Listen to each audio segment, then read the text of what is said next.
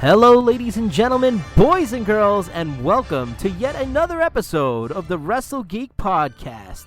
This is our 8th installment, and we hope everybody listening enjoys what they're hearing on the radio waves. My name is Mitch, your host, one of your hosts. That's right, and we are coming off the heels of an actual pretty amazing pay-per-view, and a pretty decent Raw as well. And I'm joined alongside, as always, from across the globe, Howie. How's it going over there in the UK? Good evening. It is evening. It's early evening for you, isn't it? It's late evening for me. How you doing, Mitch? How you doing, Rich? Good to be back once again for the Wrestle Geek podcast. And always a pleasure to have you on. And never a day goes by, sir, that we don't thank the stars that we met you. Also joining us from Queens, New York, weighing in at no, I'm kidding. From Queens, New York, my other co-host, Rich. What's going on, buddy? Mitch, Howie, what is going on? Coming off the heels of an excellent Elimination Chamber pay-per-view, Raw Fallout this week. The road to WrestleMania is officially underway. I don't know about you guys, but I am very excited with the way this is turning out so far.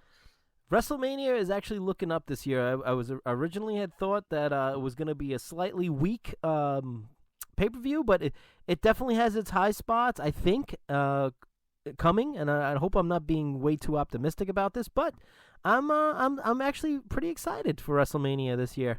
I'm excited to meet up and watch it, and then of course excited for the next evening when we get to discuss it. Hopefully we'll do a special edition that week. We'll do the day after WrestleMania just for a special I guess time of the year. We'll do maybe a day sooner. We'll see. We'll see what happens. We'll see how it unfolds. But Howie, what was your first initial I guess opinion of the Elimination Chamber? I really like going into the Elimination Chamber. I'm quite a fan of it as a gimmick. I like the idea of having the competitors, the wrestlers, the sports entertainers all put into perspex boxes and released one by one into the ensuing match. So that as a gimmick is strong. This was a pretty good offering. It kind of took us through. There was some really... I find myself while I'm watching the WWE product, I tend to shout out when I dislike something. I actually get, like we do here on the podcast, we start getting creative and saying exactly what we would have done, should have done, how they could have done it better. Absolutely. I'll do that while it's actually happening, like a commentary running over the pay-per-view itself.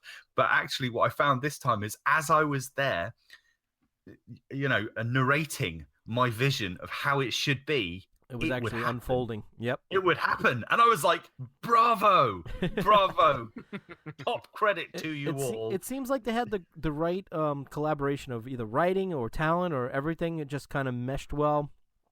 Kind of like when you make a nice batch of pancakes and it just comes together the exact way that you hope. And when you start flipping those things and you know it, man, you know it's just going to be a good deal.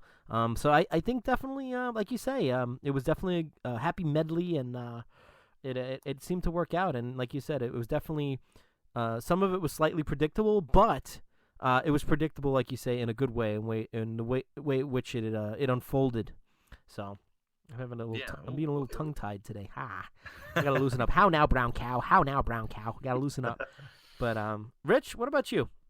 I thought it was a very solid pay-per-view. I mean, every match delivered, I think. As I mentioned in the last episode of the podcast, every single competitor going into the Elimination Chamber was built as strong.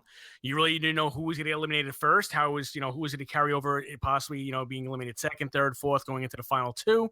I thought it was very, very well done. And then in addition to the Elimination Chamber matches, I thought, honestly, the match of the night, in my opinion, was Asuka against Nia Jax. I mean, Nia's improved incredibly. Absolutely. Absolutely.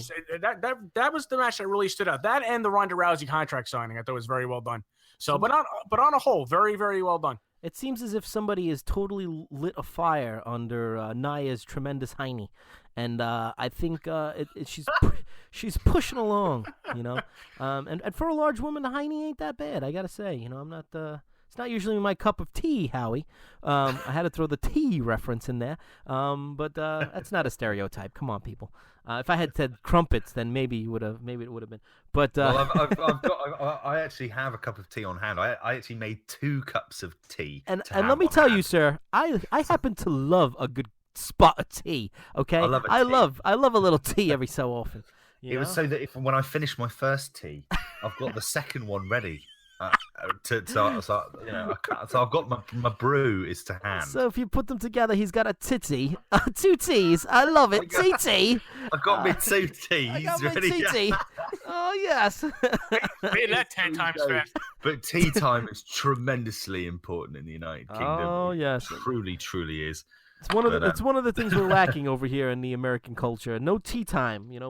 We don't take the time to drink the tea or smell the roses or take a whatever it is. We just don't take the time to do it. It's always go gadget, and it's just that's what happens. So let's start from the beginning, men. Carl Anderson, as he takes his sip of tea. Carl Anderson and Luke Gallows versus Bo Dallas and Curtis Axel. 4 people which I personally have tremendous respect for, and I believe that you feel the same way, Howie and Rich. Talented men. 4 talented men in the ring. Basically, the Balor Club was able to land the Magic Killer and get the win. It was a solid match. Like I said, 4 talented people. I don't know. What do you guys think? It was what it was. Let's say that. Yeah, so. I agree with that. Good way to start off the pre-show, get the fans into their mood. For going into the rest of the night. So it was good. Yeah. Yeah, I echo that sentiment completely. It was like you say, the purpose of the opening match is to get the crowd going, and it was a strong offering. It did all of those things. I mean, it's not it's not a storyline builder or anything of that kind of meaning, but that's a strong opener and just a good showing all round. Yeah, and to my surprise, the first match was technically the first match of the pay-per-view was the Raw Women's Elimination Chamber. I was surprised only because I feel like I had a Christopher Walken moment just now. I don't know why. I think it may have slightly sounded Christopher Walken-esque. I was surprised. I don't know. I was surprised. I just needed a little bit more cowbell. I was surprised. The Women's Elimination Chamber was the first match of the night. Selena, who would you tell this to? I don't know. Batman Returns flashback. Jesus. Anyway, so Women's Elimination Chamber, which consisted of Alexa Bliss, Bayley, Mickie James, Mandy Rose, Sasha Banks, Sonya Deville, all of which could have possibly been in another life. My ex-girlfriend or ex-wife. They're all amazing. Yes. And I enjoyed the match. I enjoyed the match. Greatly. I especially like the part when Mandy Rose got into the ring. But I had a feeling you would. Oh God! If you any straight man would agree. I'd say 99.9%. Nothing against the the other folks, because I hold a very special spot in my heart for them. A lot of my family members, and I support that. But in any case, yes, straight men everywhere, I bet you are cheering the and you know what it is too about Mandy Rose is like she's not only that she's super hot. I'm just gonna go for it. She is super hot. But she's also talented, and she seems pretty damn strong too. Strong, like not in a Roman Reigns strong type, but strong. Like. Strength-wise, she seems pretty strong. Like she lifts those girls up for like that. She does that double underhook like move where she like drops you down on your face.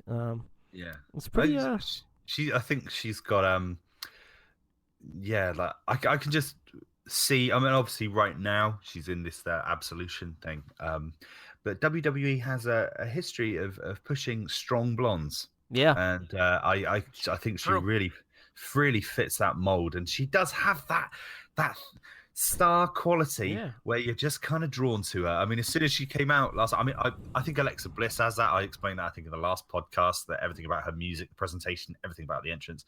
Perfect. Yeah, Mandy Rose has that too. Where as soon as she came out, I watched Elimination Chamber with my good friend Tom. Hey, who, Tom, what's up, Tom? Yeah, and as soon as Mandy Rose came out, yep, the conversation ensued. Oh, yes. Straight away. But God bless. Even and Alexa Bliss was looking very plump there too. They were all looking great.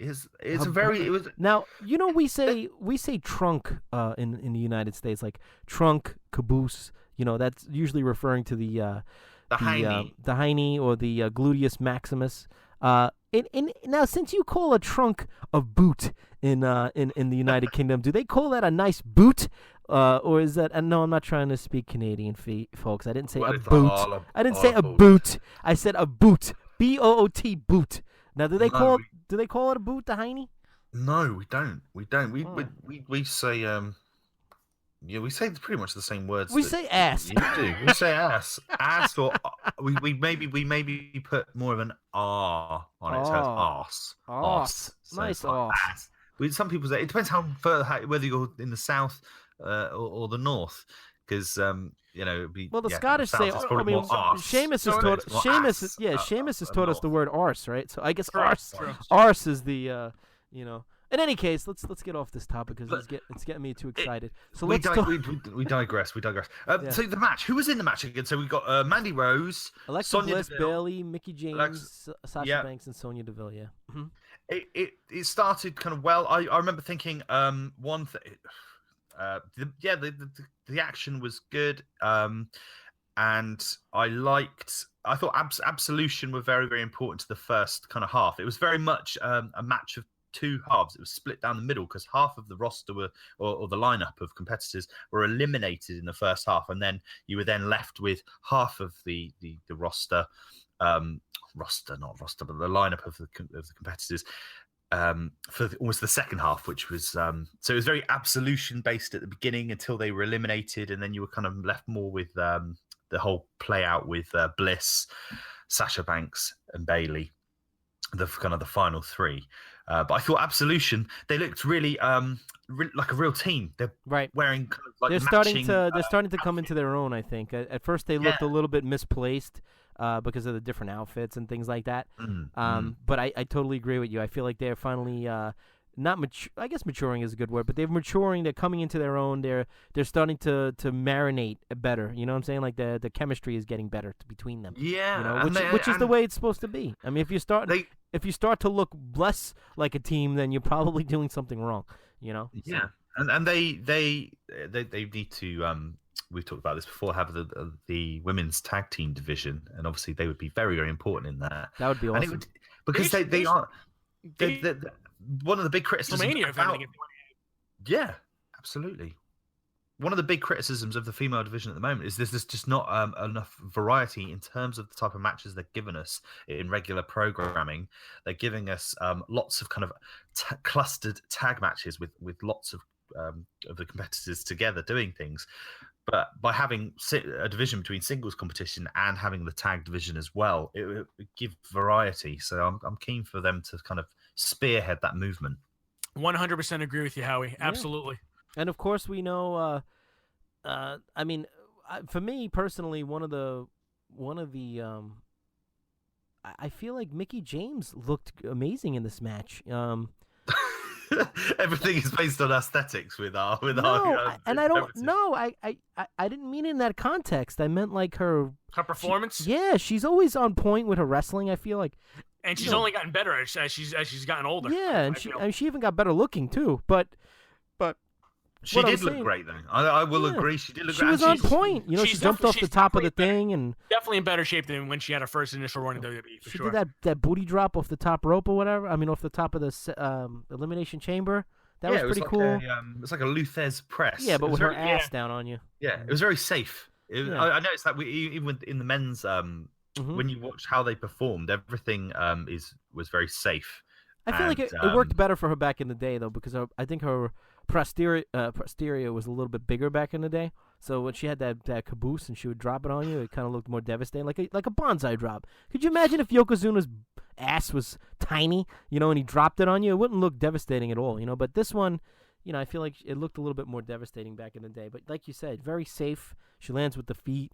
There's hardly any room for error unless she slips and crushes somebody. But it's pretty good, And she looked great, and she jumped off the top, and it was nice, The only thing that I think could rival that in this match was when Alexa Bliss did like that spinning like half corkscrew type thing towards the end onto Sasha. Twisted Bliss.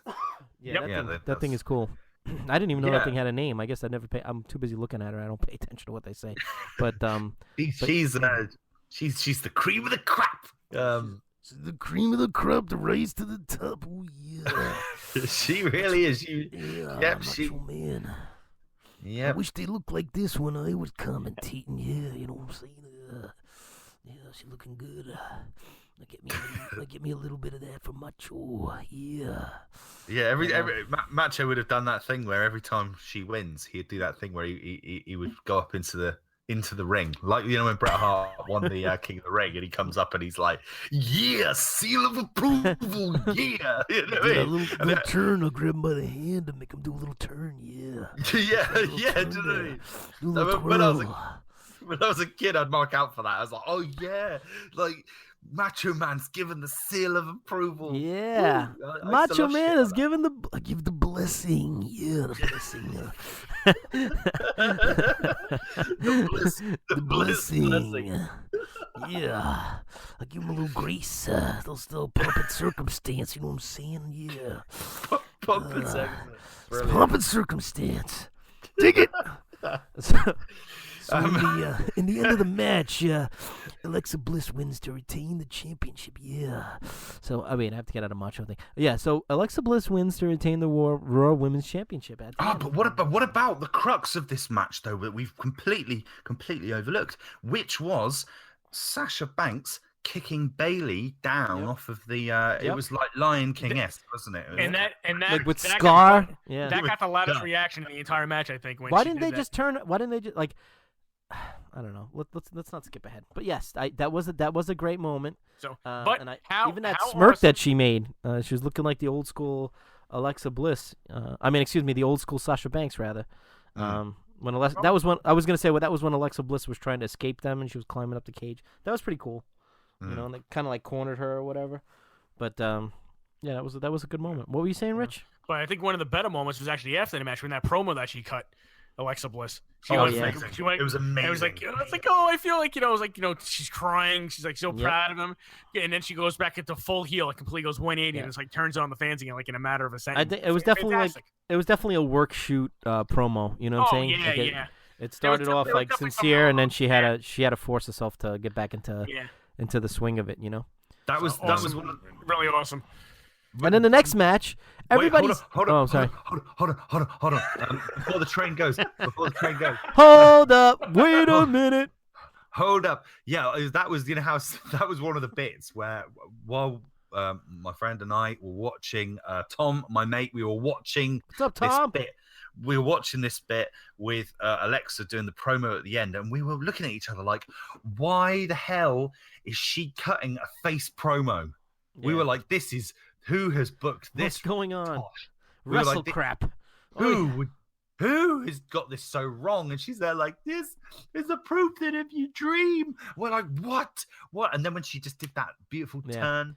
And which is something that none of you will ever accomplish. It was amazing. Yes. We were like, yeah. We take it back. This is great booking. Oh, yes. Everyone ate it up. It was brilliant. It was definitely. And then the match of the night, everybody. Cesaro and Sheamus versus Apollo and Titus. Oh, yes. No, wasn't at all. But a decent match. And Cesaro and Sheamus won. I thought definitely Apollo and Titus were going to win, but I was wrong for once. That's it.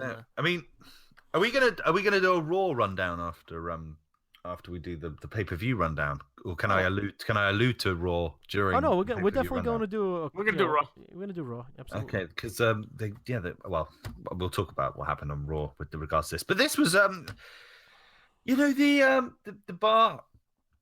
They put on slobber knocker matches. Yeah, they're a great team. It's just I feel like the competition that they have, that they put them against is like I think they would have been better running a program with like the Gallows and Anderson than why are they on the pre-show and Titus and Apollo fighting them? You know what I'm saying? Like it should be the other way around. Like no offense to Titus and Apollo, but I think that it's the way they booked them, it's the way they've built them, it's the way they've booked them up, like built them up. I feel like they should not. You know what I mean? Like they should not be in the like. Why? I think the Balor Club, Gallows and Anderson should be on the main show. You know what I'm saying? Like they should have been feuding. I think they would have been better matched. You know what I mean? Like I don't know. Maybe that's what they'll lead to now. Maybe. I mean, who can they possibly take on WrestleMania? Like, who's really going to be? What tag teams are, up for grabs as far as like to be contenders, number one contenders for it? The Revival. I mean, what do you think? You think they're going to wind up doing like a fatal 4-way tag team title match, kind of like what they did last year, but it won't be a ladder match. I'm not a big fan of those. I feel like they become cluster funches as Howie would say. They definitely do. Like it's like, I feel like it's I don't know. It's hard to focus on them for me. Maybe it's just me. I don't know. But in any case, so then it's Asuka versus Nia Jax, which we slightly alluded to before. A great match. Match of the night, in my opinion. Very, very good match. And I honestly, I knew that Asuka wasn't gonna lose, like by pinfall, but I had a feeling for somehow she was gonna win by like DQ or some shit like that. Yeah, I mean it was kind of old school booking in the sense that it didn't, even though Nia kind of technically she lost. Right. She won the war. She won the war. What people remember is the fact that she just smashed Asuka into pieces for the duration of the entire match. And what about the athleticism of the end when she went up for the power bomb and she was able to spin around in almost like in a Hurricane Rana style? Absolutely. I'm not kidding. I telegraphed that finish. That finish whilst watching this match take place. I said probably about 10 seconds before the pinfall, I said, do you know what this match needs? This needs a victory roll like Bret Hart against Bam Bam Bigelow at King of the Ring. And obviously it wasn't a victory roll, but it was a roll up. It was that kind of, that quick finish, like the surprise pull it off victory kind of thing. Yeah, like and she needed that because it made Nia look strong. And actually, it did make Nia look strong. And actually, that's kind of the format of what happened between Bret Hart and Bam Bam Bigelow. Bam Bam Bigelow beat 7 Shades of excrement out of Bret at the King of the Ring. Yep, Bret got that win, and so it's old school booking, but it was really entertaining and.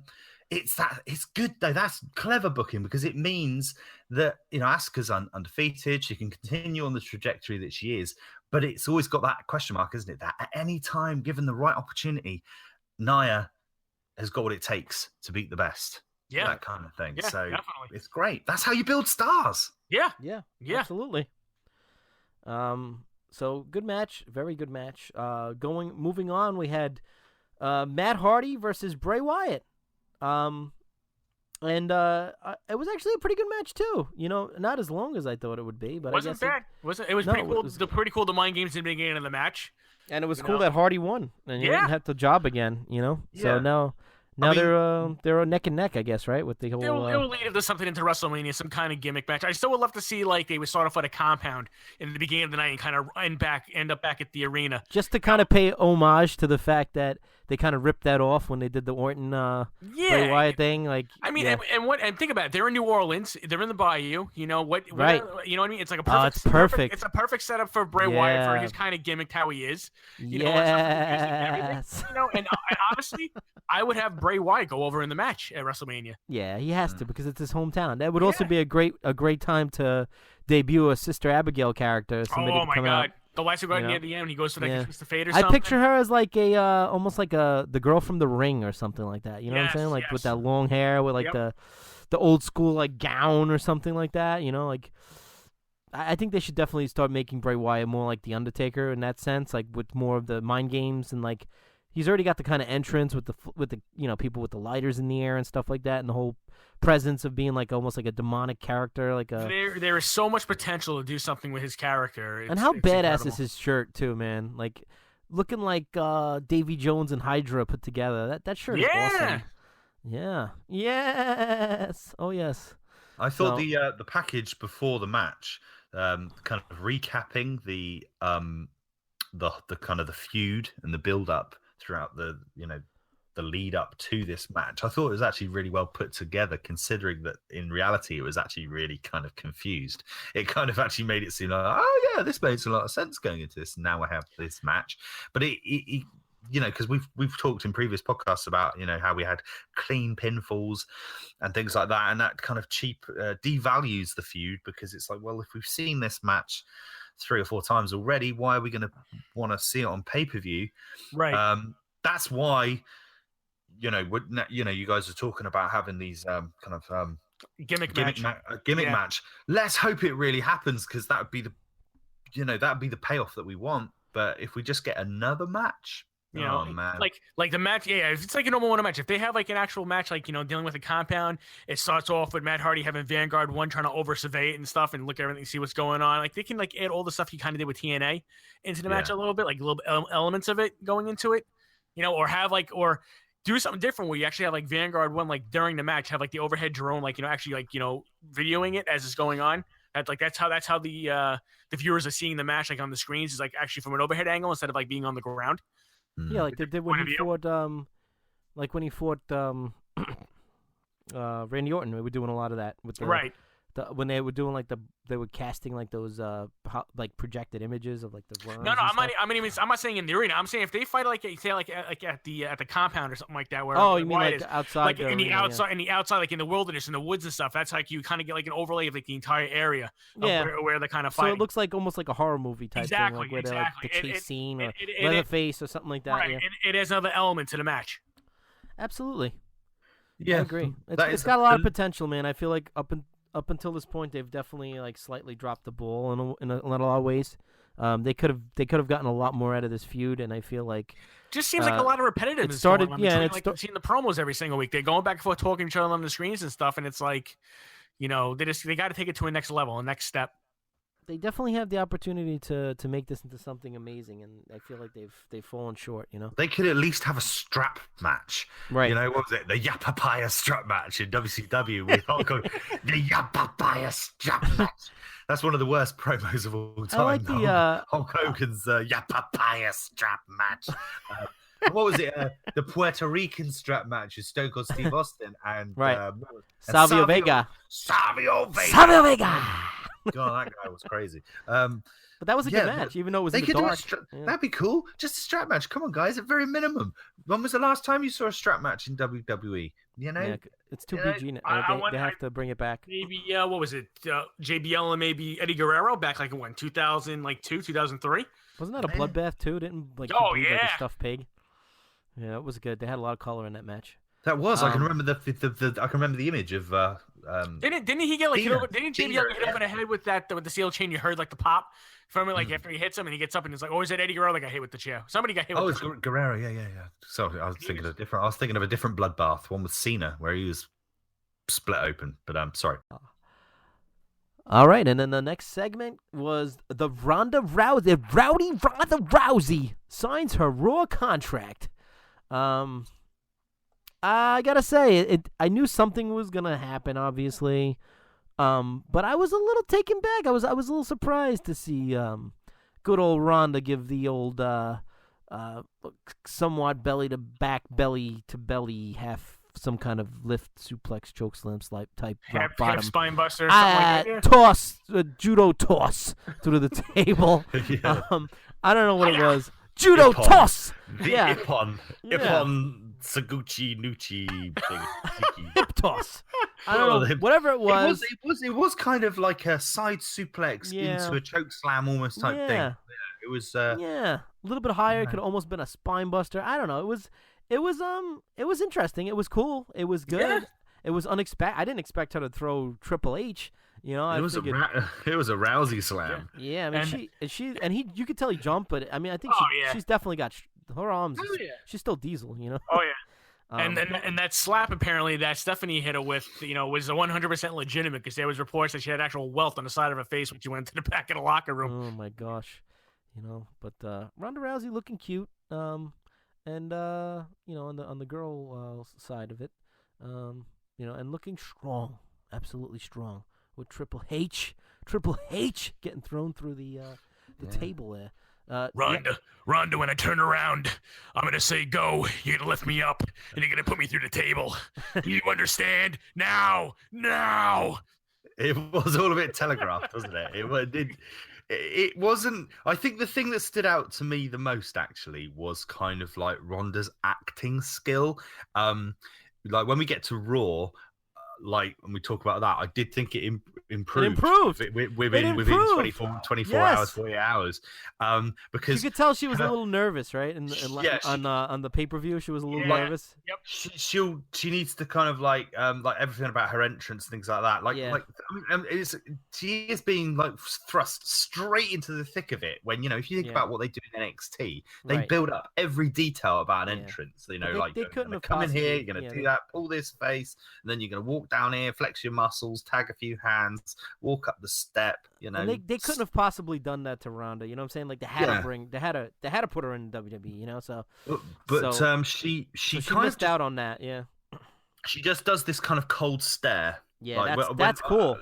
Yep. She just does the cold stare, but then also she didn't really react to some stuff like with what was happening to Kurt Angle and stuff. But I did improve on Raw. When we get to Raw, absolutely, I agree. I was thinking about that too because it was almost, and I'm gonna say almost. It's a big almost, but it was almost cringeworthy to watch her speak at the pay-per-view. Yes. You know what I'm saying? Yeah. It was like, ow, like they're gonna eat you. And I'm a huge supporter of Ronda Rousey. I love her, and I think I followed her in MMA and UFC, and I feel like, I want her to succeed. And I know people are hating on her for whatever reason.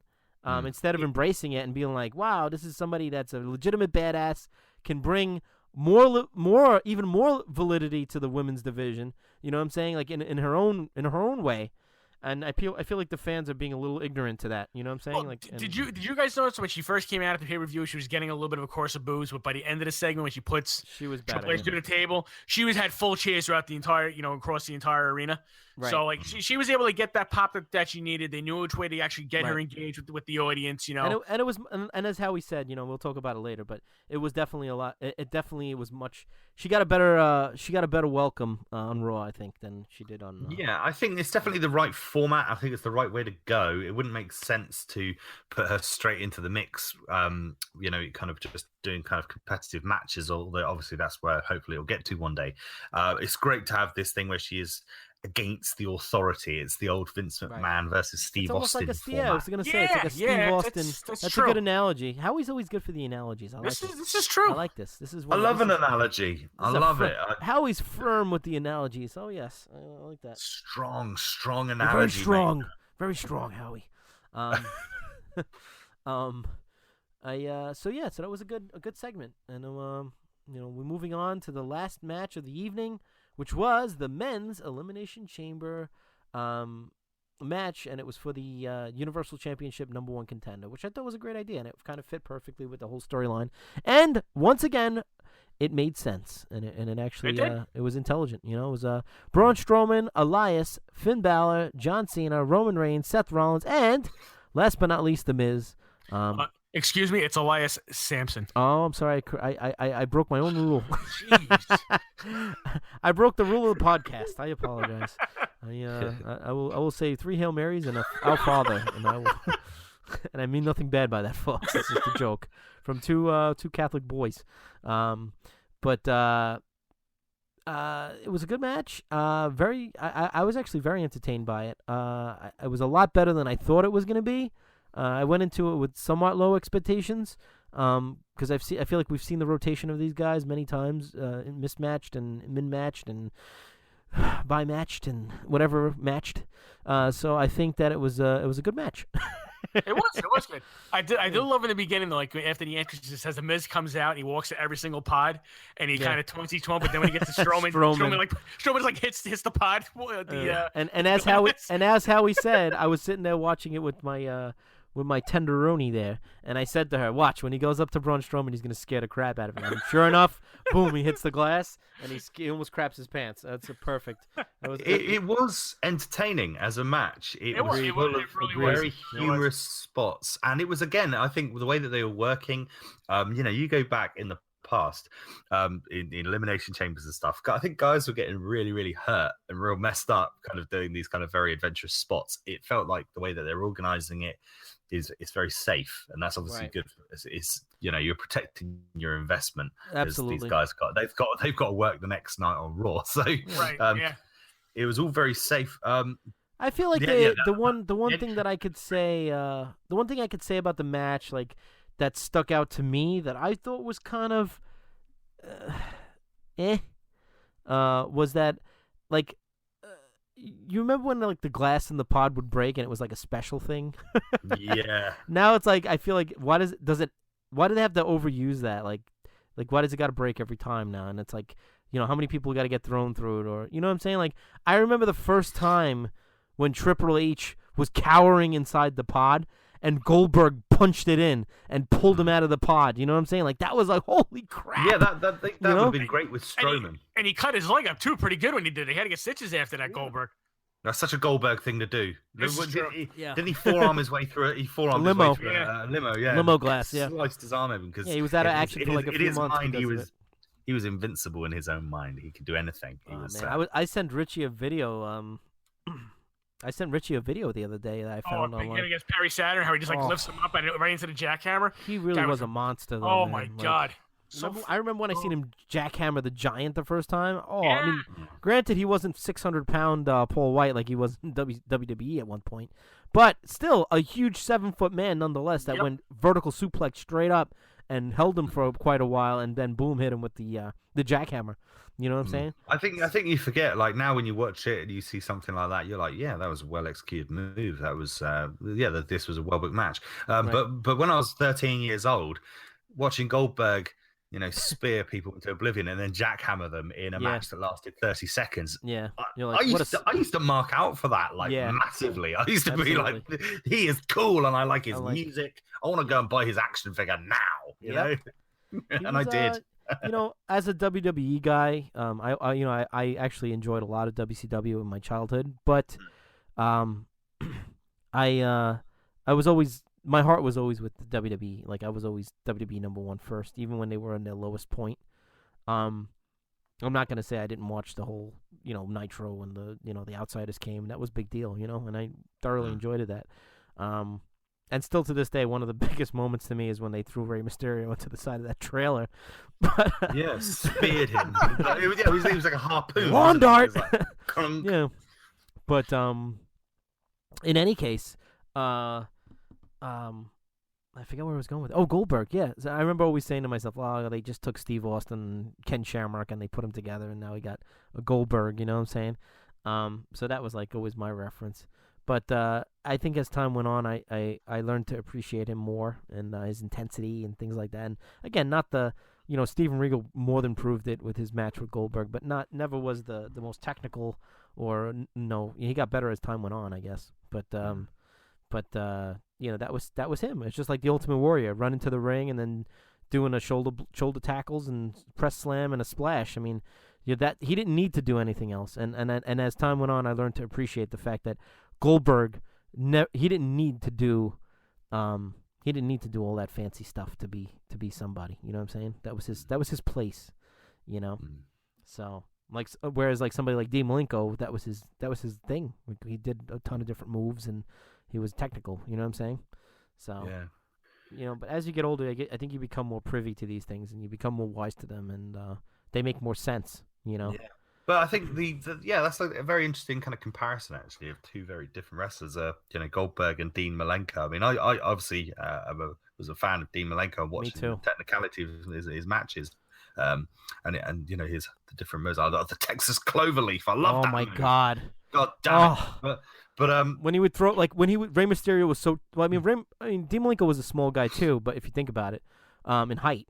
But when that one time I remember he grabbed him in the cloverleaf and he didn't even turn over. He just freaking picked him up and stepped over him, and that's how he got him. But the truth is, when you compare Goldberg, I mean, I always thought Goldberg was fairly decent. He had some pretty slick kind of moves. I remember he had this forward roll leg lock. So he'd be standing and then he would kind of do a forward roll, grab their leg, and then take them down into a kind of a leg bar, I guess. Yep. That always looked great, and he had some really, really cool moves, and just those slams he did. But what the point is that Dean Malenko, man of 1,000 holds, we can appreciate it from a kind of an artistic, right? Catch can wrestling point of view. But could he draw? And I don't mean with a pencil or a pen. I mean, was, as they say, did he? Could he draw a dime? Goldberg, on the other hand, it was that charisma thing. Millions. It was just I mean, he had Goldberg matches. Like Hogan had Hogan matches in the early 90s, and what the draw was is that what people wanted from Hogan was the Hogan match. And what people wanted in the late 90s was the Goldberg match. Right. And the Austin. Yep. That's it. And, but yeah. How did we get to Goldberg? We were talking about the Elimination punched through the pod. Through the pod. He was the first person I remember breaking the pod. Why didn't they do that with Braun Strowman? That would have been great. Made more sense. Somebody was cowering inside the thing and then he rips the bloody door off.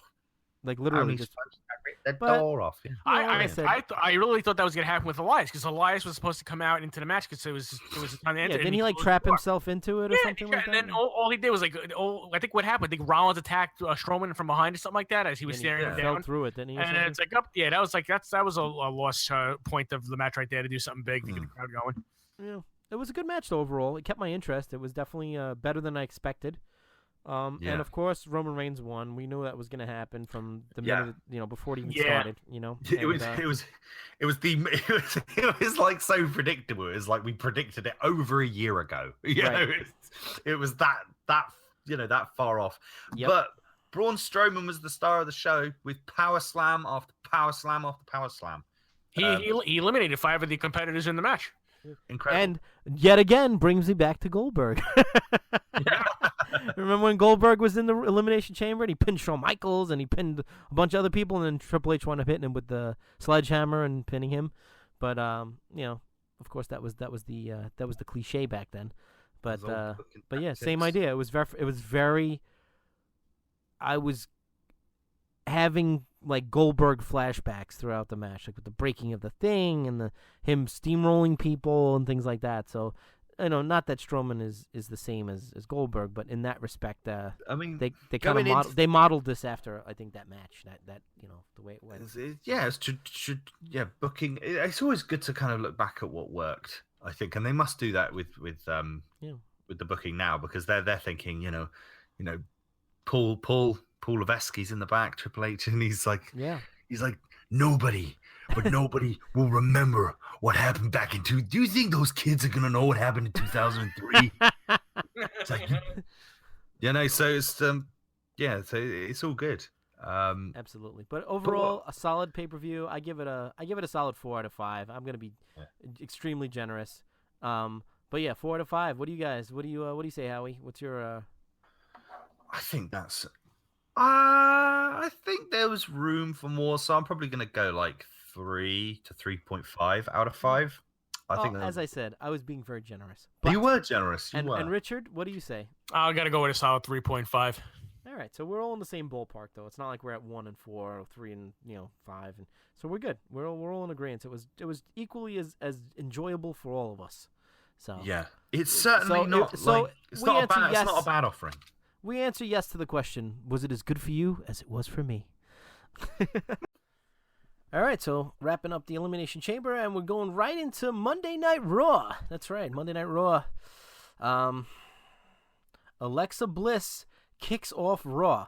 Now, if I'm not mistaken, there was a rumor and innuendo that something happened with Brock Lesnar, and that's why they kicked the show off with Alexa Bliss. Rich?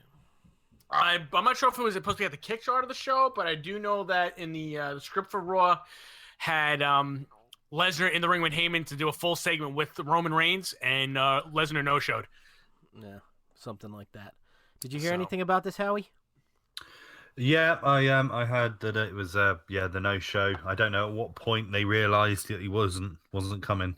And I wasn't aware that it was meant to be Brock Lesnar and Paul Heyman, kicking off the show. But yeah, that would have made sense after Roman Reigns' victory at the Elimination Chamber to have them come out and give the rundown. So, good opener though. I thought. I agree. Set. Yeah, it was a good. Yeah. It was a good opener. You had the women and Asuka and Mickey, and it was nice. It was nice. It was refreshing. So, and then it was a match: Sasha Banks, Bayley, and Asuka versus Nia Jax, Mickie James, and Alexa Bliss. Which brings me to what I was gonna say earlier. I don't understand after Sasha Banks kicks you off the cage and gives you a dirty look that you could just play it off like it's no big deal, and then all of a sudden you're teaming up with her the next night again. Like, what? That's like if Owen Hart kicks Brett's leg out of his leg, and then the night after they're tagging up again. That doesn't make sense to me, like logically. You know what I'm saying? I mean, in a way, it kind of does in the sense that it was every woman for themselves in the Elimination Chamber match. So yeah, I know you were going to say that because they used that same excuse for the Royal Rumble. Like, how many times is somebody going to slap you in the face before you say, "All right, enough is enough"? Well, we started seeing that yesterday on Raw with the fact that when Sasha went to tag Bayley and Bayley jumped off the apron in heel fashion and left the match. So it kind of each of these things just on to further the step into the furthering the storyline, where it's obviously going to wind up being Sasha versus Bayley at WrestleMania. Yep. The only question is going to wind up being who's the heel. Who's the heel and who's the face? I think it's going to be a big swerve, and it's going to be Bayley that winds up. I totally think Bayley's going to be the heel in the match. Yeah, and you know what the problem is for me personally is that I feel like both of them should be heels. They should both be bad, and now it's like, who needs to be bad more? You know what I'm saying? At this point, I would probably say Bayley, because we know right away that Sasha can carry herself more as being a heel. Right. But I think as far as personality goes right now, from like being like legitimately like known as far as getting across with the fans. Right.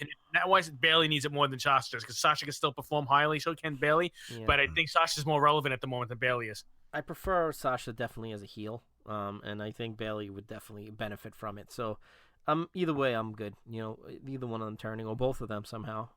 So what would happen in effect is that if one turns heel and then the other turns heel, they'll just effectively, because they're both bad, they'll just be friends again. Right. Exactly. We're back to square one. Yeah. And then it's who turns face. My observation of this was like, you're right. So yeah, there was the double. Sasha had kind of double crossed her in the Elimination Chamber, which obviously there's now beef from the get go. But like you say, it kind of there wasn't anything that set it up where it was just like, before the match they could have had this run in backstage where it's just like, hey, are we cool? Yeah, we're cool. And then Sasha could have walked away, and then Bayley's got this kind of doubtful look on her face, like, I don't know if it is cool. But and then or maybe they were thinking, no, but that would destroy the surprise. They would telegraph it too much. But I think the thing that really made it not as effective as it could have been was the fact that Asuka was on their team, and that meant that their team had to win. When really, to have this kind of whole idea of denying the tag from your mate who's being beaten up, it works most effectively when they throw the match as well. So it's kind of like Sasha was being beaten up. She makes it over to Bayley. Bayley, the hand's there, but she takes away the opportunity to make the tag. She waves bye-bye, walks up the ramp, abandons her mate. They lose the match. And it's like, oh man, she really just turned heel. But it was kind of like, they still had to do this bit where she denies the tag. However, Bayley didn't actually disappear. She actually came back in and hit her like a belly to back suplex to help Asuka get the win. Right. So it was kind of like a half-hearted attempt. Right. I mean, it's probably going to culminate in the way that kind of like, I guess, not so much like a Rockers kind of like turn, but it's gonna be they'll shake hands in the ring or something. They'll do it like a swollen embrace or hug. Sasha will turn it back, and Bailey will hit her from behind, and then like a whole beatdown will ensue. Right. That's how I honestly think it's gonna wind up happening, to have the full heel turn take place to set the complete matchup. That would be awesome if, like next week on Raw, they're like, so we've got Bailey and Sasha who are going to have a talk about their friendship, in the barbershop. You know, they bring brothers and sisters. When they bring back Ed Leslie. Bruce Bob Beefcake comes back just there with his shears. He's like cha cha cha. And he's like, you know, and they just like Bailey chucks Sasha through. Well, who's Shawn Michaels out of Bailey and Sasha? Which one is Shawn Michaels? Which one is Marty Jannetty? I think Bailey, like Richie said, I think they both need to be bad, but I think Bailey would definitely benefit from it more. But she's also a merch seller, so that's the thing. That's why Cena hasn't turned heel yet, even though getting into Cena. Go ahead, Howie, tell him. No, I was just gonna say, like, Bailey could throw Sasha through the barbershop window, and then her gimmick changes. They could do what they did for Shawn Michaels, where they announced she could have like the two thing I gave him a magazine cover or something like that. I'm a hugger. Cuts the thing in half. I don't think so. You know, walks up the stage. She would definitely be a good heel, I think. Yeah, it would certainly be something new, wouldn't it? We want something new.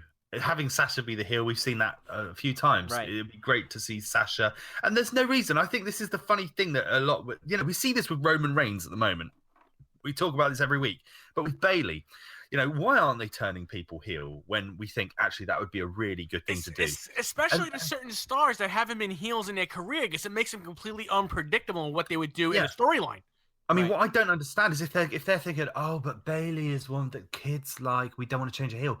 And they do that with Roman. Obviously, with Cena, famously, they've never turned him heel. But the thing is, though, I was thinking about this. Roman Reigns, digressing a little bit, but Roman Reigns, is not John Cena. John Cena is the Make-A-Wish Foundation guy. He is the guy that, has been the face of the company for so long, and the kids really do love. But Roman Reigns, I would say that the comparison is more like Randy Orton, where Randy Orton's gone face heel so many times I've lost count, but it's not really ever damaged him. And I think that's the same for Bailey. It's not really going to damage her kind of character. That you can always go back and make them good again somehow. But exactly. Yeah. But we want to see new facets to the characters. Right. They're supposed to evolve and change. And not even that, but it all bases upon how creative books them. And I mean, if the booking is terrific and their personality and their gimmick can carry them, great. If the booking absolutely sucks, then they're gonna fail because they can only do so much with what they have. Do you reckon at the beginning of the evening there's like a person sat at a desk with a big logbook and just like a pen with a feather on it, like a quill, and they all have to stand in a line and they queue up? And they go to the booker, who's the person with the book and the quill, and they go, "Hi there, got anything for me today?" And he's like, "Hold on a second, name?" And he'll be like, "Bailey, yeah, Bailey." And he's like, "Okay." Turns the pages of this big dusty logbook, Vince's logbook, and be like, "Bailey, okay, Bailey here. No, sorry, I haven't got anything for you at the moment." Just like that's the booking process at the beginning of each night. Sorry to digress on that one. Where were we? Right. We're John Cena. We went right into that. Was perfect. We were talking about Ding, and then we perfectly transitioned into John Cena. So John Cena was the next segment when he made the announcement that he's going to challenge the Undertaker at WrestleMania.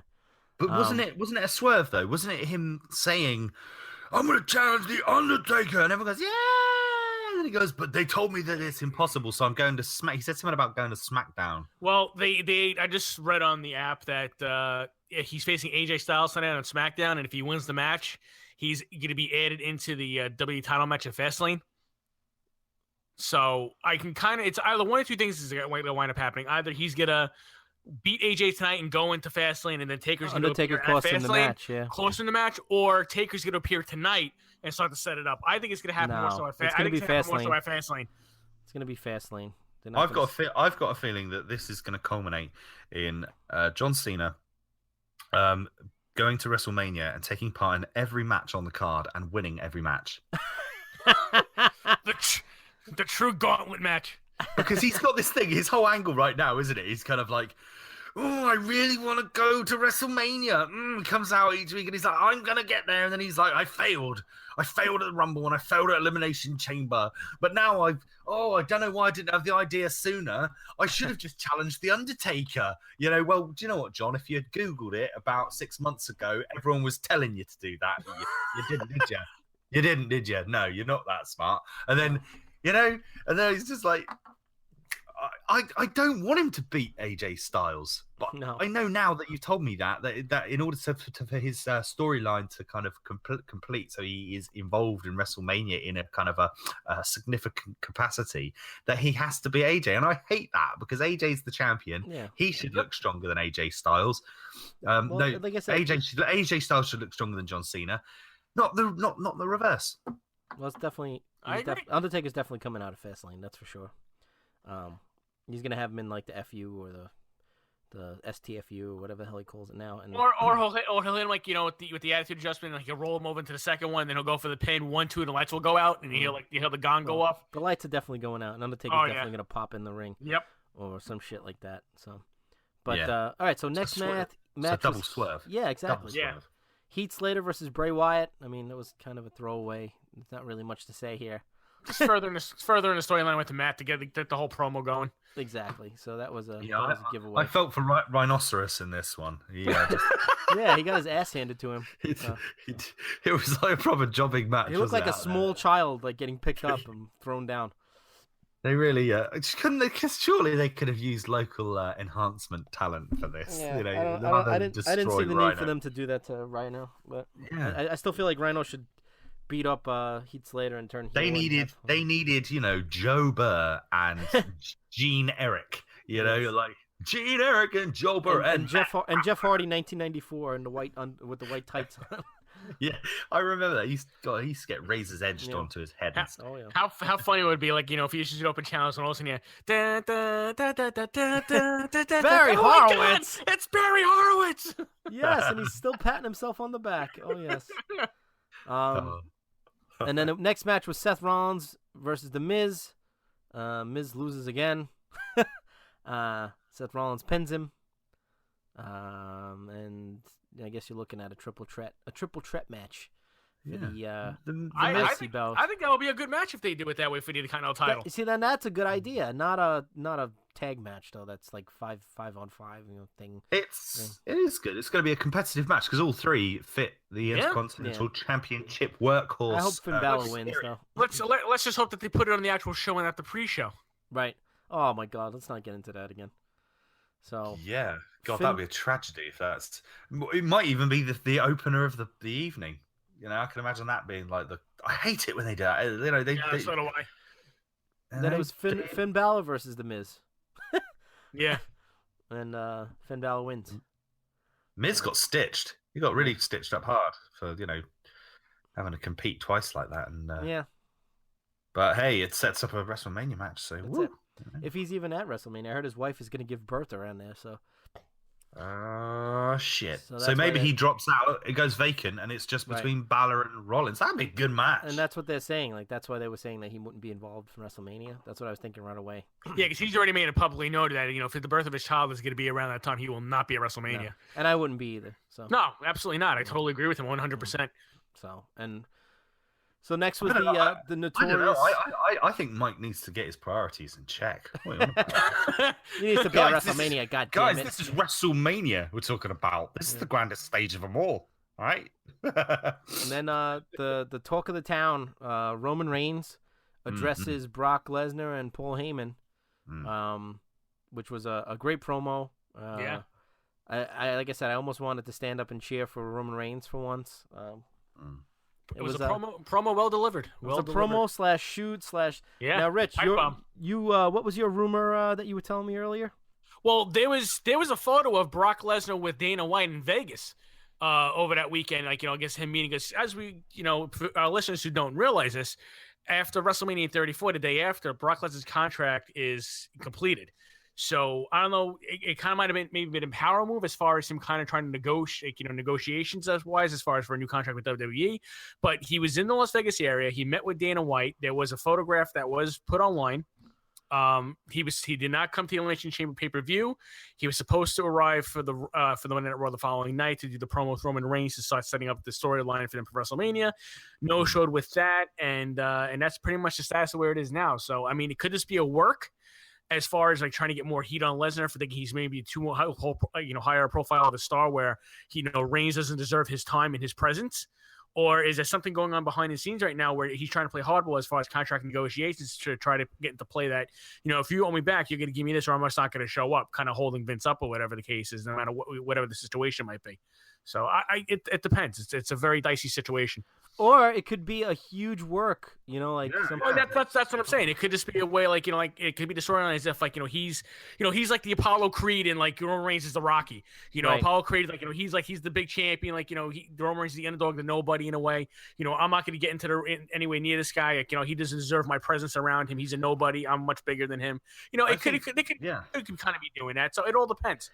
Either way, whether it's a work or it's legit, it works out brilliantly because it makes Lesnar the heel, and it unifies the audience into having this newfound respect for Roman Reigns. For Roman Reigns. Now, if that is legit, that's extremely lucky that that's happened. And the one thing also is if it's a work, it's genius. Yeah, and the great thing is that since it's with Lesnar, it's believable either way because he's that big of a star in both MMA and obviously in WWE. So it can work both ways, and the fan doesn't know which way to go as far as belief wise. Yeah. I'll tell you what, if that is a work, right, that's pretty well done. That is the best bit of booking they've done in years. So how do you get Roman Reigns over? I mean, if you could have got teams of people trying to work out that conundrum. You could have got like the world's brainiest people together. That's probably what they've done. I reckon they hired in new talent from around the world, like engineers, architects, teachers. I'm gonna strongly guess right now that if it is a work, 100% Paul Heyman is the guy that came up with the idea for it because he's got the genius mind to do something like that. They sat around a table and they go, guys, we've got a serious problem. We need to get Roman over, and everyone just goes, "Oh my god!" And then all of a sudden you hear, "Ladies and gentlemen, we have a code red. We have a code red situation here. We have a code red situation. They're trying to get Roman Reigns legitimately over. What are we going to do?" And it was like, and they got in talent, whoever it is, somebody who went, "Hey, why don't we do an angle where Brock Lesnar no shows? Make it so that he's like." Turning his back on the company, which the WWE universe will completely frown upon, and then out comes Joe, big dog, and he comes out and he says, that line about him being raised in the business, that Brock and Paul, because they're businessmen, and he goes, but I was raised in this business. Everyone's like, yeah, man. That guy, I've got a newfound respect for you now, the real Samoa Joe. Check it out. They're brilliant. You paint such a beautiful picture on this theory. I like it. And then I reckon maybe because he is a big dog. When he went back in, maybe he's greeted like a dog that's done well with treats, and they're like, "Oh, good, and good Roman, virgins, good Roman." He gets, they're like, "Good Roman, good, oh, you're a good boy, Roman, good boy." And he's like, "Oh, they give him some treats and stuff." And he looks over. Roman Reigns, you are such a good dog. Good big dog. You're such a big dog. Yes, you are. Yeah. Never gets old, does it? Never gets old. Good stuff. Thing. Brilliant. And then, guess what the next match was? Hold on. Let me think. It was the Bar against Titus Worldwide. Yes, it was. Whoa! And just out of spite, I am What? completely skipping over this match. No, you can't because I tell you what, it was actually when I saw this match happening, right, I couldn't believe it because I was just thinking they just did this on a pay-per-view, which should have been enough closure. But what was so funny about this is it was a 2 out of 3 fall, Oh, and so it was essentially it could have been 3 matches out of 1. it wasn't actually a bad match. It was a slobber knocker. You know, it really was quite hard hitting. Apollo looked good. He did some good moves. Titus looked meh, which is his normal performance, which is good, kind of good for him. And then overall, what was really, really unusual about it is that actually for all of the head of steam that they gave Titus Worldwide to lead up to their pay-per-view match where they had wins over the bar consecutively, so therefore they're deserving challengers, they got absolutely buried. They didn't even get a look in this one. They just, Yeah, it was 2 straight falls. Titus was pinned within seconds with a brogue kick, and then, there's a bit of competition in between that, and then ultimately they lost. So, but what that does give us, finally, is the closure that we want and to move on from Titus. And next week, we're going to be going through this again. Guess what the next match is, guys? But whatever, here we go. So then Braun Strowman pins excuse me. Yeah, I think Braun Strowman pins Elias, right? Something like that. Did he pin him? No, was it a count out or something? I can't remember. Oh, it was a disqualification because he used the extinguisher, right? Yes. Like Oh yeah, that's right. That was pretty cool though. I'm not being funny, right? This was another one of these ones again. I didn't say it this time, but in my mind, I telegraphed it as I was watching this match. I thought probably 30 seconds beforehand, I thought this needs a fire extinguisher, and it happened. Boom! I couldn't believe it because it was the running thing. I think you need to start predicting like other stuff too that we really, really want to see. Like I think it must be because in my subconscious, I think what they're doing is we've seen the match play out like this before, like not in a past life, but in past pay-per-views back when we were young, and somebody else at some point has done this format where somebody is running away from the bigger, stronger adversary. And it then goes through this idea that as he's running, he goes under the ring and finds a fire extinguisher, fires it. But, it's because Shawn Michaels did it to Kevin Nash at In Your House 6. Good friends, better enemies. That was a great match. He powerbombed him to the table, man. Let it be over, Shawn. Let it be over. He hit him with a leg. He hit him with a false leg. He really was Vachon, Mad Dog Vachon's leg. That was it. Luna's dad. My God. Yeah, full of useless information, folks. Yes. Love it. That was cool. I love that pay-per-view. I remember going out. It was great. I bought that on VHS. That on Coliseum. You know what's video. the best? Let me tell you something.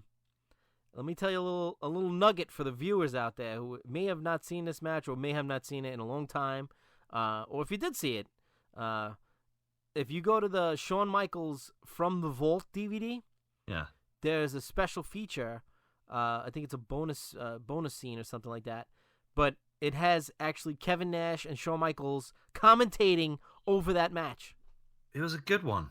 I remember. No, it's like I bought that. They're VHS. looking back on it, like reflecting on what happened during the match. Like they're talking over the match. That's awesome. Good friends, better enemies. It was a Check good match. I bought the VHS solely on the fact that I just wanted to watch that powerbomb through the table awesome. over and over again. What a powerbomb! And me and Howie are obsessed with powerbombs. So that was definitely, and it was like almost a first for WWE too. Like to do that. So it was the first. I think it was the first time I had ever seen anyone be powerbombed through a table. Yeah, and it was holy God, sturdy. It was sturdy. Yeah. And then the closing segment of Raw, Ronda Rousey, the Authority, and Kurt Angle. And we got to see the beginnings of the Angle and Rousey versus Stephanie and Triple H match, which is good. And I'm happy that Kurt Angle will get one last WrestleMania moment. And honestly, I feel like Kurt Angle deserves it a lot more than The Rock does. Oh, hell yeah, absolutely. And changed his life, and he needs that one last hurrah, you know what I'm saying? Like that. I'm sure it won't be his last match ever, but I'm sure it'll be a great match, and I'm sure Kurt Angle will go out of his way to make it look great. And because you can see he's finding it hard to walk. right. His hips, his hips and his knees, I reckon, and his neck as well. I mean, you can see even his stance, the way he stands, like almost like a, almost humped over. You know what I'm saying? Yep. Hunched over. Yeah. So, yeah. He's put his body through it. I mean, I remember back even 10 years ago when he was in. Was it 10 years ago? TNA, maybe a little less than that, maybe six. Yeah, it was a little less, but six. it was around that. Around that, yeah. It was around that time. I remember reading in magazines and things like that, and the opinion was it was like Kurt needs to stop now because he's going to really hurt himself. Well, I mean, thankfully he's able to still make money and earn a paycheck and not have to beat himself up anymore for the most part. Like, you know what I'm saying? So it's kind of good that WWE scooped him up again. Yeah. But the sucker punch heard around the world. That looked good. That looked good. It was good. I thought it looked like really well sold. It was good, but it's I want to see Angry Angle again. You know what I'm saying? Like, I can't wait to see him angry and with the face and the veins popping out of his head. Yeah, wrestling machine Kurt Angle, like back in ECW days. Oh man, I can't wait. Yeah. I hate that they chant "You suck" when he comes out. It makes me so mad. The fans are so dumb when it comes to that. I just wish they would change it back to that other. Even though I don't like it as much, I wish they would change to that other music. The remix version where it doesn't have the interlude. Where it doesn't have the yeah. So, but it was a good Raw, good pay-per-view. I thought Ronda was better at acting second time around. Yeah, what we were saying earlier. Yeah, she definitely. This time seems like she improved overnight. Literally, it was her talking slowed down. And but you know what it was? Because she was. I feel like she was acting. I feel it's weird. It's like usually the other way around with people. If they're acting natural, if they're being natural, then they're worse. I mean, then they're better, but because they're not trying to be something else. But when they're acting, then they're usually a little weaker. Yeah. She, as her own self. It seems like she was having more trouble doing that than acting. You know what I'm saying? Yeah. So it's like when you see someone like Ronda come in who hasn't been doing the art of pro wrestling, which is more than just in-ring stuff. There's everything about knowing where the cameras are and how you react to things. And it is like theater, it is like that you have to make exaggerated movements and facial expressions. Like even just like on the first night, she didn't react to things that were happening around her. The night that when she slammed Triple H through the table, she wasn't quite reacting to things fully. But this second time around, she was even just after Angle got punched. She did actually kind of go down to one knee and do that thing where you're not actually doing anything. You're not trying to put them in the recovery position or something, but you do just do this thing where it's like, oh look, I'm concerned. He's been whacked. I'm just going to go down on one knee and just look at him. That's what they do, but it's enough in our mind. We go, oh yeah, she's reacted. It sells the reaction. It sells okay, now we got something going on here between these four people right now. Yeah, and then she can, while she's on one knee, look at him. She then looks up and she looks over at Stephanie and Trips and gives them the icy cold Ronda stare. Yep. The bitch look that she gives, and it's good. I like the bitch look. Hell yeah. So, well, like I said, overall, two very intriguing and entertaining nights with WWE. Kudos, WWE. You're pulling it off. It always seems like when WrestleMania season comes around that they really start putting their thinking caps on. But we look forward to the I really feel more so with so far with the last pay-per-view and for the last 3 Raws, they've actually for the past few years, this has actually been a big improvement, I think. Right. Going into WrestleMania. I mean, this feels like it's a lot more engaging with the fans. Yeah, absolutely. Yeah, especially since Raw 25. I mean, since we got past that, everything seems to be, We couldn't go much more down from that. I mean, I know. Although I know we're not talking about SmackDown like we do with Raw, but it's funny because Shinsuke Nakamura's kind of fallen off. They're not really doing much kind of with him, from what I can see. They're doing a lot of stuff with everyone else, but. I like how they've got this match coming up at Fastlane. Where is it? Fastlane? Yes, it's Fastlane coming up. Where we've got this a clusterfunge of many competitors. Now, why didn't they go for the whole thing where it's kind of Shinsuke and AJ? They could have done this whole thing where it's kind of okay, you've chosen me for the match. Respect to you. We're friends. Respect. And then, contract signing, but respect. We're going to give these fans a great match. That's kind of how it should start. And then they should have done this whole kind of thing where it's like they could have a match where it's AJ's against Kevin Owens or something.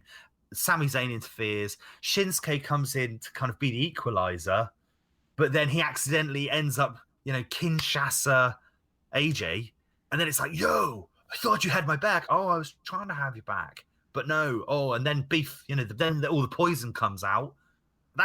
Where's all that? Where's that kind of build up where it's kind of like creating some kind of, okay, we were friends at first, but now we've got serious beef. So we're going into WrestleMania. Now this is personal, and then at the end, whoever wins, they shake hands at the end. Everyone goes, oh, look, they're friends again. There's no emotional connection to this Shinsuke Nakamura AJ Styles match. At the moment, it's just, Shinsuke won the Royal Rumble. He's chosen AJ Styles. They're going to have a match.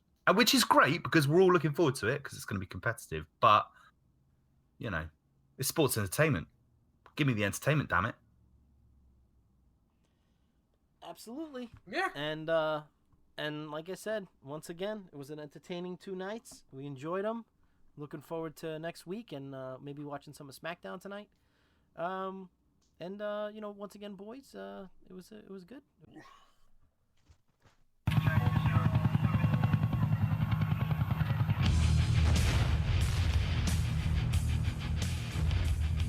All right, ladies and gentlemen, welcome to our next topic of discussion. I don't know why I picked this song to play, but it has a very special spot in my heart. We're going to be doing the greatest managers of all time. Now, it could be either WCW or WWF or WWE or whatever incarnation of whatever wrestling federation you're fancy. So we're back together, and we're joined by somebody very special. One of my good friends, Dustin. How are we doing there, Dustin? Doing great. How you guys doing tonight? We're doing good, man. We're just coming off the heels of a hot and heavy Raw and Elimination Chamber pay-per-view recap. So this is going to be our special segment for this evening. We're joined once again, of course, by Rich and Howie. What's up, guys? What's up? What's going on, Dustin? Glad to have you on. Yeah, man. It's all good. Nice to meet him, Dustin. And So what's the topic again, Mitch? The best managers of all time, most notorious.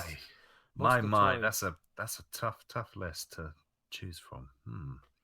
Well, I think I'll kick it off. It doesn't have to be in any specific order, but I am gonna say Mr. Fuji. That's right, Mr. Fuji. I always liked Mr. Fuji. I always have a special spot in my heart for him. Between Demolition and, of course, I guess towards the end of his career, Yokozuna. Always a nasty. It was also a very accomplished wrestler as well, and a tough man of the sport. But the managerial, definitely, I think he'll definitely go down as being one of the best managers of all time. Any fond memories of Mr. Fuji, Dustin? Sadly, Mr. Fuji was like before my time, except for with Yokozuna. Right. Like Demolition was early '90s, and my first cognitive memory of wrestling was at the Thunder Cage actually for WCW, considered one of the most terrible matches in wrestling history, but the match I remember the most. I would have to say like Mr. Fuji. Like I remember at WrestleMania 9, the whole Hulk Hogan, take on my Yokozuna. Yes. And in reality, his Yokozuna, wasn't even a Yokozuna. Right, he was a Samoan. He was actually one of the head shrinkers. Yes. In a different costume. Yeah. What do you think? What do you think, Howie? Mr. Fuji? Mr. Fuji, yeah, what a legend. I mean, my favorite memories, again, my first memories obviously with Demolition, and then I think his most significant role was being the manager of Yokozuna, he had the gimmick of throwing salt into the eyes of Yokozuna's opponents. And that was always quite a cool thing to do. Yeah, which was WrestleMania 9. The one in Las Vegas, my least favorite of all the WrestleManias. But yeah, hit Brett in the eyes with the salt, and that closed the deal on that match, didn't it? And it's funny too the way Dustin brought up the fact that he wasn't that Yokozuna, Rodney Anawai, he what is it, Anawai, right? That's how you say it. He wasn't legitimately of Asian descent or Japanese descent or whatever you want to say. He also wasn't a Yokozuna. Right. An Earthquake was, which was funny. Oh, he wasn't Yeah. a Yokozuna, but he was a sumo wrestler, legitimate sumo wrestler. But the thing is, I feel like the good thing about Mr. Fuji was that he was legitimately and authentically of Asian descent. So it kind of gave more validity to the fact that he was, because when I was a kid, I didn't know Yokozuna wasn't, they get me saying Yokozuna. Oh, my Yokozuna! My Yokozuna! Yes, but I believed it when I was a kid. I was into the kayfabe, obviously. I was too young to know better. Rich, your thoughts on the late great Mr. Fuji? I have to agree exactly how Dustin said. Like, I really didn't know Mr. Fuji's until the Yokozuna days. I really didn't was him with Demolition was also before my time, but he definitely he was also the Powers of Pain manager as well, wasn't he? I believe so. I And believe he he was. Warlord would and have- Barbarian. Yeah, and Yes, he'd have his eyes He's gonna do painted. light. Yeah. But he definitely, Mr. Fuji was very focal on the point of actually adding to the character of Yokozuna Yeah. and to making how big he was and Definitely how he said, legitimized it. Yeah. absolutely, how he said, he was very well known for, throwing the salt in the opponent's eyes, like WrestleMania at Bret Hart, Yep. cost him the world title that way. He just really added a good key presence to whoever he was managing, especially with Yokozuna, from what I remember. He also added validity to the cane too as a gimmick. Like back in the day when he used the cane to, with the Demolition, he used to come out with the black cane and stuff. And, Yes. that was became like a weapon. And but yes, Mr. Fuji, man, definitely up there. Dustin, what say you? What's the what do you think? What's your choice for a notorious manager or greatest manager? of all time? Somebody who doesn't get a lot of credit in the history of wrestling, Father James Mitchell. Oh yeah, Oh. absolutely. Interesting Absolutely. choice. Good choice. Manager of the Abyss. Abyss, Tajiri, Mikey Whipwreck, when Mikey Whipwreck should have never had a career as great as he did. Right. Then he was in WCW for a while Mm-hmm. with Mortis and Wrath. Yep. I mean, he was great on the mic, and it's a real shame he never really made it to WWE because he could have been everything Paul Bear was and more. I think and on a side note too, I think Abyss, that was one of his fails in his career. He definitely had a huge opportunity at one point, from what I understand, to join the ranks of WWE, and he passed on it. He didn't go. He stayed loyal to TNA. I guess they were still TNA at the time. But they definitely offered him a contract to come over. And I kind of regret it as a fan too, because I had the opportunity to work with Abyss and meet him, and he was really cool. And that was when they really kept a tight lip on his character, and they kept kayfabe with him. And you never really. But when I met him in the backstage at one of the wrestling events I was working, I feel like he was actually a cool guy, and I wish he kind of would have. He would have made it to WWE. I think he could have definitely had some nice feuds with Undertaker and Kane, and they could have definitely threw him right into that whole mix of things, But and if James Mitchell was with him, that would have been awesome too. It's like that would have been the icing on the cake. It's like a package deal almost. I'd almost say Absolutely. that Father James Mitchell was better than Paul Bear because Paul Bear didn't have a lot of mic skills in WWE. No. Like he got Undertaker across, but it was mostly his voice. Yep. Tell me, the hard part is, tell me one Paul Bear promo. Oh yes. Beyond that, No, I liked him when he When turned he was- red hair. When and he was with Kane. When he was with Kane, Paul yeah. Bearer had definitely more mic skills. yeah. Especially around the time of WrestleMania 14. Yep. He because Kane never talked, obviously, because he supposedly with the gimmick he couldn't speak. Right. You I know, am I mean- Kane. Yep. So I mean, it just really furthered the whole storyline. That's when he got really more focal and everything else. I would say yes. I agree somewhat with what Dustin said. He wasn't the most. I mean, he was great. Don't get me wrong. Percy Pringle, amazing man. Oh yeah. Character was cool as Paul Bearer. But he definitely came into his own around that time when his hair went red, and he he went all red everything with the hair I and think- cane and I mean, really great managers are really great talkers, but there are some managers which sometimes it's their presence and the way that they kind of Right. interact alongside the wrestler, like Mr. Fuji, who we were talking about. I mean, I can't think of a he kind hardly of spoke. I hardly spoke. He just Yokozuna. just kind of went along with it, and but we just kind of accepted him, and he was Right. dastardly, wasn't he? He was the Yeah. dastardly Mr. Fuji. He would use his cane, he'd use the salt. It just kind of worked really, really well. And even at with the gimmick. 90 and even at 98 and a half years old, still taking hard bumps on the the ring apron when Luger was punching him in the face at WrestleMania 10. You pulled Fuji in the ring, I let it go. Mr. Perfect. He was awesome as a heel. But yeah, I totally agree. Maybe sometimes it's if they the least they say, maybe sometimes the better off. But absolutely, I agree. James Mitchell, definitely a character, very cool in whatever he did, and he had a evil face and that evil presence, and they definitely would have. Yeah, those pointy eyebrows, like Satan-like, almost like the classic image of the devil with the pointy eyebrows and that little goatee. It is a shame he didn't get a chance to go. He didn't accept the offer to go to WWE because it would have been a really good fit because he's kind of creative with it, and he had a particular style with everything that it was always kind of that dark side of things, and it would have been great to see him in the corner of Kane in the corner of Paul Bearer in the corner of the Undertaker or Kane, and him in the corner of Abyss. That would have been really cool, man. Well, the problem with Abyss is though, Abyss was in a land of basic midgets, and he was I don't mean big guy. to offend anybody when I say that, but when Christian came in, I am offended. And he's taller than Abyss. You can't book him as a 6'3" monster, and have former light heavyweight champion Christian be taller than him. Right. Absolutely. Man, so it was kind of like what happened with Mike Awesome in WCW, where Mike Awesome came in, and Kevin Nash is towering over him, and he's supposed to be this giant monster, and he's only like 6'3", 6'4", and they made him wear lifts. Right.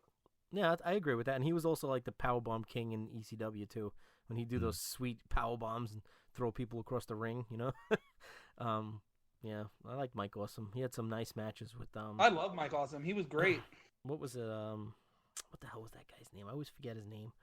The smaller Asian guy. It was tough. He used to do that spinning elbow. Masato Tanaka. There you go. I'm sorry. I couldn't think of his damn name. Yeah, they were legendary matches. Oh, God, man. Love it so much. Power bomb each other over the top rope onto a table on the outside. Yep. Howie. Okay, my pick is going to be Paulie Dangerously. Oh, wow. The Dangerous Alliance. And yeah. Representative of ECW and the advocate of the no showing Brock Lesnar. Yeah, obviously, Paul. He's still with us now as Paul Heyman, but obviously he started off as Paulie Dangerously. I believe he got into the industry. He started off as a kind of a photographer who would kind of hang around at the events and made friends with the talent and kind of worked his way into the industry just by having kind of just being there a lot and just being and learning from talking to people. He definitely had that. He definitely was a real life shrewd businessman. I feel like if he knew, if he had a little bit networker. More, if he had a little bit more financial know-how, I think ECW would still be around today in its original form. You know what I'm saying? But I mean, he made some bad decisions. In WCW, he was the manager of Rick Rude, Stunning Steve Austin, the Dangerous Alliance as a stable. Yep. And obviously, went on to create. Skyscrapers. Wasn't he also the manager of the Skyscrapers too? I think. Yes. Oh, what was that? Teddy Long? Am I confusing? No, that was Teddy Long. It was Teddy Long. Yeah, it was Teddy Long. Did he acquire them though, or something like that? I think there might have been a bit where he did. He definitely managed Mark I Calloway. remember him being Undertaker's manager. Right. That's what I'm saying. Yeah, Mark Calloway definitely. Yeah, he was mean Mark. Yeah. So, I mean, he was great as Paulie Dangerously. I remember him being very iconic with his mobile phone, his brick mobile phone, and his the Zach Morris phone. Yep. Just one of these guys. You watch it back now. I remember as a kid just he just kind of fit the archetype of being a kind of a shouting crazy manager. But you watch it now and you see how instrumental he was for really kind of getting the talent over and kind of giving structure to the lead up to matches and helping the storyline along. And he's a guy who's clearly even in the early days had a great mind for the business and went on to create ECW, which changed the history of wrestling as we knew it in the 90s. What's that? I see. Ted Turner paid for ECW. Yeah. Wow, it was like a breeding ground of talent. Well, what happened was when they fired Paul Heyman, he sued him, and the money he got from the lawsuit he used to fund ECW. I see. Yeah, I never really knew that, Dustin. That's yeah, interesting. So I think it was on the WWE Network special for ECW. Oh, wow. It was either that or the Rise and Fall. But on one of the DVDs or one of the shows he was on, he said, I used, or it actually, you know what? It was on the Paul Heyman DVD. He said that, I sued him. The money I got, I used to fund ECW. That was the beginning of ECW, was with Ted Turner's money, technically. I never knew that, and I mean it makes 100% sense. I mean I just never knew that. That's actually good. That's a good fact. I'm usually the one full of useless information, so that was for once finally somebody else filled a void. That's interesting. That is interesting because I remember in the 90s as well. Do you remember they did those kind of God, it must have been like 96, 97. They did these Monday Night Raws where the ECW talent would invade, and they were brilliant. I remember watching those when I was a teenager, and they were brilliant. You had Stevie Richards on, Taz, Rob Van Dam. It was fantastic. Sabu jumping off the Raw letters, that was cool. Yeah. I mean, it was fantastic. It really just added so much to the product at that time, and I think everyone, Vince McMahon and clearly Ted Turner, everyone was taking note. But Heyman, poorly dangerously, has gone on to become, people are a Heyman guy, CM Punk. It's just a long list of talent that's been associated with him, and more recently, probably very recently, it was at Takeover. He did that. He did like a monologue at the beginning of Takeover, the Takeover Philadelphia. Oh, that just yeah, happened recently. That. Yeah, that was he really did the monologue at the beginning of that, where he's talking about this is the future, and it was like coming from him, it was like goosebump stuff. Yeah, it was awesome. That was really so yeah, cool. I've always enjoyed. I've enjoyed his contributions to the business. And last but not least, Richie, what do you say? Well, if we're going to talk greatest managers of all time, we got to go straight to the top, and that's with Bobby the Brain Heenan. Oh, yes, the late, great Bobby the Brain Heenan. God rest his soul. I mean, think about the guys he's managed: Ric Flair, Rick Rude. I mean, I'm just imagining all the times that he was feuding with a superstar that was going against Hulk Hogan. Hogan always grabbing him with the atomic drop. I mean, it's like all those little things. But I mean, just on the mic, outside the ring with the shenanigans. Great, one of the greatest managers of all time, if not the greatest manager of all time. Yeah, absolutely. And he's definitely notorious. He'll always be linked with the infamous WrestleMania 3 match. That's very cool, and has managed so many great people over the year, including the likes of Ric Flair, Mr. Perfect. Mm-hmm. And it's just it's a shame that he passed away, and the man not only was a brain, for a lack of a better term, no pun intended, maybe some pun intended, but also a tough SOB outside the ring. And the man had cancer for 10 years, something like that. Yeah. He went through hell. He went through hell. God bless him. What are your thoughts, Dustin, of the brain himself? I was actually watching the '93 Rumble the other day, and I just listening to him on commentary. That's not fair to Flair, just be fair to Flair. And over again. And then when Kurt Hennig came out, Mr. Perfect came out, and he was just pissed off that he was there. And after the Rumble, before the Rumble, he's mad about what's going on, and then he's just talking up Lex Luger, and it's Lex Luger couldn't have cut a promo, out of his shirt. Life. Yeah. I mean, he couldn't even get out of a shirt, let alone cut a promo. So, I mean, him and Sid have to rank up as the worst promo guys in history, right next to Charlotte. Yeah. But I think Sid has, not to get off topic, but I think Sid has his moments when he was Psycho Sid. Other than that, I think he was, like you said, he just fumbled his words and I just, curse you, Hogan. I curse you. Straight to hell. Didn't he say at one point, "I have half the brain that you do," or something like that? yeah, WCW He to said Kevin that to Nash. Nash, and Nash was like Nash. nodding. Yep. But go ahead, I'm Dustin. half sorry. the man you are, and I have half the brain you have, or something. Yeah. But I mean, I remember Heenan. Like my first real memory of Heenan though was whenever he was with Flair in the backstage segment. Whenever he's number 3. This isn't fair to Flair. This isn't fair to Flair. And then the whole match. And then another memory I'd have to say is whenever Shawn super kicked Marty. I knew and he was he's going to do like, that. Oh, I knew he was going to do that. Yeah. I knew it. Notorious. Yeah. And Absolutely. I mean, Corey Graves recently has just been on fire. He's got very Heenan-esque, Yep. talent. Yep. And like the way he comes off with things, like It's almost like he channels him. quick. He's quick, and that's where like Heenan was famous for being quick. Right. Yeah.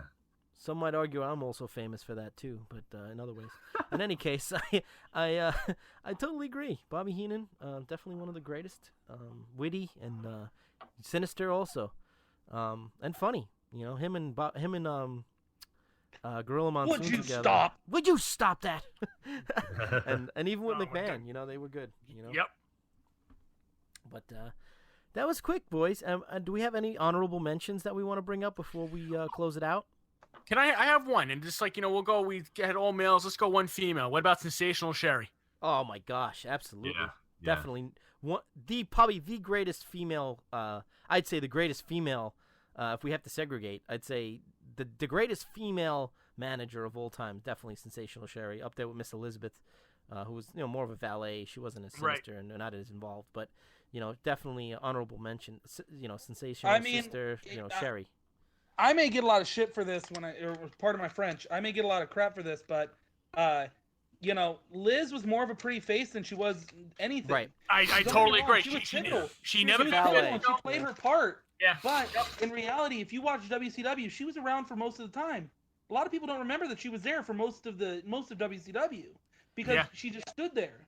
I like the fact that they put her in those slutty dresses and they kind of changed her persona. Like they made her a bad, heel and all that stuff. So that was kind of cool. It was a change, just like with Hogan when he changed. When she went with Savage as the Madness, right? As Madness, Yep. Watch, right? When Yeah, the when she NWO was days. in the NWO too. Yeah. Yep. Yep. Mhm. Yep. So that was kind of cool. But yeah, Sherry, definitely good call. Absolutely, 100%. I'm gonna say honorable mention to Jim Cornette as well.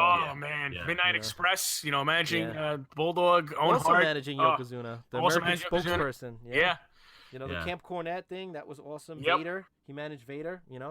Yeah. Midnight Express. Yep. Yeah. What He- about you, Howie? You got one to add? Let me think. Goodness, Jimmy Hart. Oh my God, just, absolutely. Just one of these guys who in the 90s was just a larger than life character. Just he'd be on the outside jumping around with his yeah, baby.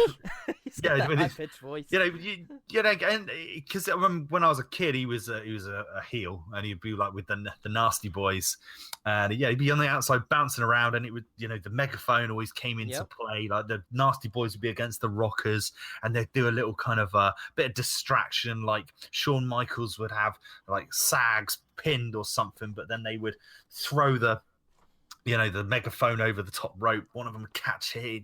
Clock Marty Jannetty, get the pin, and it'd be brilliant. And later on, he obviously kind of turned face as well with Hulk Hogan. Yep. Had that whole kind of thing. But he was also a very talented musician as well, and he had a lot of insight, and he had a big role in developing some of the greatest kind of Especially theme tunes. The most notable is Shawn Michaels' theme. Absolutely. Yeah, so he because his background was in kind of music. Yep. And so I think like a lot of the WCW themes as well in the kind of mid 90s were his creations. I think he was responsible for the Four Horsemen theme. Yeah. The, WCW which stuff, yeah. Yeah, so I mean He did a lot of he did a lot more in WCW than he did in WWF. So Yeah, I mean, God, I'm just trying to think, and I liked his jackets. He always had those Yeah. kind of custom jackets that were kind of megaphone. like I mean, come on, airbrushed. Just a larger than life character that just made wrestling what it was in the '90s, and just yeah, What about Teddy Long? Oh yeah, Oh yeah. yeah, absolutely. You Let me know, we holler had at him you, with player. Doom, and then he was with Skyscrapers, and then he kind of transitioned out. You know, he went to WWF at the time, and was a referee for a long time. Yep. And then they brought him back with Rodney Mack, Yep. and they had the what was it? I forgot the name of their group. Was it like Theodore R. Long and something? But they did that, and like Rodney Mack was over to a point, but you know the whole thing with Chris Nowinski's concussion and stuff really didn't help. No. But when he was with Mark Henry, like he gave Mark Henry a whole new character. Absolutely. Mm. Yep. I agree. So, but it was a good talk, boys. Nice short segment. Absolutely. We got a nice a lot of there's a lot of juice there. So Can I throw in one more? Of course you can. Go for it, Dustin. What do you got? Lita. Oh yeah. Without Absolutely. Lita, Matt Hardy would have never got over the second time. Absolutely. True. Edge Because would have of the- never got to the point where he got. Yep. She And it contributed was all to the because of Rated R Lita. Superstar. She Yeah. contributed to the that thing, like you said, Matt Hardy versus Edge. You know, with the real Oh, life the thing. They real life blurred love the triangle lines. going on. Yeah. Yeah, they blurred the lines But- there for the kayfabe. But even then, it would have never gone nowhere without Lita. Even with Yeah. Lita had to, because in the end, it wasn't gonna make Edge look bad because the way society works. Edge would have been like, hey, pimp daddy player over here. Right. yeah. But She was the catalyst. You know. she was a major catalyst, and I don't think she gets the credit that she deserves for that role because she had to be willing to put her entire like the mistakes she made on TV because Edge made mistakes, but nobody knew his wife. Right. Nobody was going to side with Edge's wife in this situation. Right. I agree, 100%. So, and then you have Matt Hardy over here who, in all reality, he was creating a new character before he was released. He was trying to get this angelic Diablo over. And after everything happened, they released him, they fired him for airing his dirty laundry, and, he ended up coming back with probably the biggest push he had before the Broken character. Yep. Mm-hmm. But in reality, if Lita didn't cheat, does he ever meet Rebby? Do we ever get Broken Matt Hardy? Right. She definitely paved the way for that with her vajayjay. Absolutely. We salute her for JJ. We salute your vajayjay. We should put it on a flagpole. I'm pretty sure it stretches out that much at this point. Oh God. Whoa. Oh man. Well, with that thought, ladies and gentlemen, we've stretched our limit of time, and we're gonna sign off here. But we'll see you hopefully next week. And thanks for listening.